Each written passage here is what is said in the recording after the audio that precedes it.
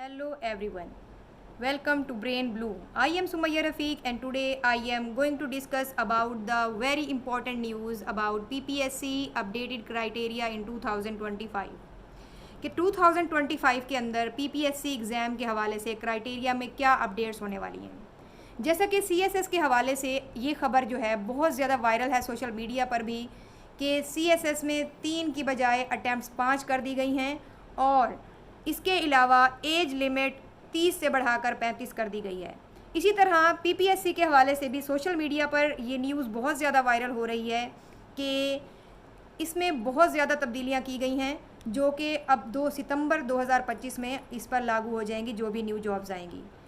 इसमें सबसे पहली बात जो ये है कि आपकी एकेडमिक मार्क्स जिसकी वेटेज जो है इंक्लूड की जाती थी आपके मेरिट कैलकुलेशन में, अब वो आपके एकेडमिक मार्क्स की वेटेज ज़ीरो कर दी गई है। इसका रीज़न मैं आपको बाद में बताऊंगी, आपने वीडियो लास्ट तक देखनी है ताकि आपको आइडिया हो जाए कि PPSC ने क्यों ख़त्म कर दिया एकेडमिक मार्क्स की वेटेज को। अब क्या है कि जब वेटेज इसकी ख़त्म हो गई है तो अब PPSC में 50% वेटेज जो है वो आपके टेस्ट की होगी और 50% वेटेज जो है वो आपके इंटरव्यू की होगी। ठीक है, उसके अलावा इसकी मैं आपको एक रीज़न बताती जाऊं कि कुछ लोगों ने एनुअल सिस्टम से पास किया होता है बैचलर। इसका रीज़न ये है कि एकेडमिक में जब एनुअल सिस्टम के तहत एग्ज़ाम्स होते रहे हैं तो आपको पता है कि वहाँ लोगों के मार्क्स जो है या स्टूडेंट्स के कैंडिडेट्स के मार्क्स जो हैं वो 60% और ज़्यादा से ज़्यादा 70% तक जाते रहे हैं। जबकि अब एनुअल सिस्टम की बेस पर अगर हम देखें कि सेमेस्टर सिस्टम में और इसमें हम फ़र्क देखें तो सेमेस्टर सिस्टम में आप देखें कि जो बच्चे हैं वो बहुत ज़्यादा मार्क्स गेन कर लेते हैं। CGPA 3.5 से अबव 3.8 3.9 मैक्सिमम नंबर जो है वो बच्चे ले जाते हैं। यही वजह है कि जब हम PPSC में अप्लाई करते हैं और कुछ लोग ऐसे होते हैं जिन्होंने एनुअल सिस्टम से पास किया होता है और कुछ लोग ऐसे होते हैं जिन्होंने PPSC में अपेयर होने से पहले सेमेस्टर सिस्टम से अपनी डिग्रीज़ लेकर आ रहे होते हैं एकेडमिक।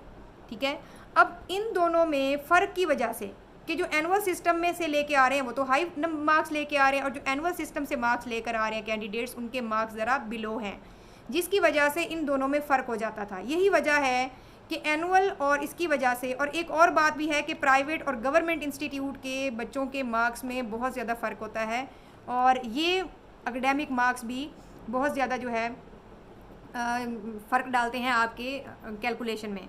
यही वजह है कि PPSC ने न्यू डिसीजन लिया है कि अब एकेडमिक मार्क्स जो हैं मेरिट की कैलकुलेशन में शामिल नहीं किए जाएंगे ताकि ऐसा ना हो कि मेरिट में पीछे रह जाने वाले बच्चे जो हैं वो आगे इस में ना आ सकें। ठीक है, और मैं आपको बताती चलूँ कि मेरा पॉइंट ऑफ व्यू भी यही है कि ये फ़ैसला बिल्कुल अच्छा है और आपके लिए बेहतर होगा। अगर ये लागू हो जाता है तो आपको इसके लिए तैयार रहना चाहिए। अब आपको सिर्फ टेस्ट और इंटरव्यू में जो है कम्पीट करना पड़ेगा। ठीक है, और चांसेस की जहाँ तक बात है तो ये भी सुनने में आया है कि चांसेस भी आपके PPSC में भी CSS कर 5 कर दिए गए हैं, जिसकी वजह से कैंडिडेट्स 5 दफ़ा के लिए लगे रहेंगे PPSC का एग्ज़ाम क्लियर करने के लिए, जिसका कैंडिडेट्स को ख़ास तौर पर बहुत ज़्यादा फ़ायदा होने वाला है। एज लिमिट के हवाले से अभी तक जैसा कि वहाँ पे CSS में एज लिमिट की बात हुई है तो PPSC में एज लिमिट के हवाले से अभी तक कोई न्यूज़ नहीं आई और PPSC में वही क्राइटेरिया है सेम कि 21 से 28 मेल के लिए और 21 से 28 जो है फ़ीमेल के लिए 8 इयर्स की रिलैक्सेशन है तो 21 से 36 हो गया और मेल के लिए जो है 5 साल की रिलैक्सेशन है। जॉबियंस लोगों के लिए तो उनकी 33 हो गई। अगर ये इसी साल सितंबर में इम्प्लीमेंट हो जाता है तो इसके लिए आप लोग तैयार रहें और इस क्राइटेरिए को फॉलो करते हुए आप लोग जो है मैक्सिमम मार्क्स इंटरव्यू और उसमें टेस्ट में लेने की कोशिश करें क्योंकि आपके एकेडमिक मार्क्स की अब वैल्यू जो है वो ज़ीरो कर दी गई है। इंशाल्लाह नेक्स्ट अपडेट में मिलते हैं जिसमें मैं आपको बताऊंगी कि PPSC एग्ज़ाम की आप लोगों ने तैयारी कैसे करनी है, उसको क्रैक कैसे करना है। इस तरह की और मज़ीद इम्पॉर्टेंट वीडियोज़ देखने के लिए मेरे चैनल को लाइक, शेयर और सब्सक्राइब करें। Good bye.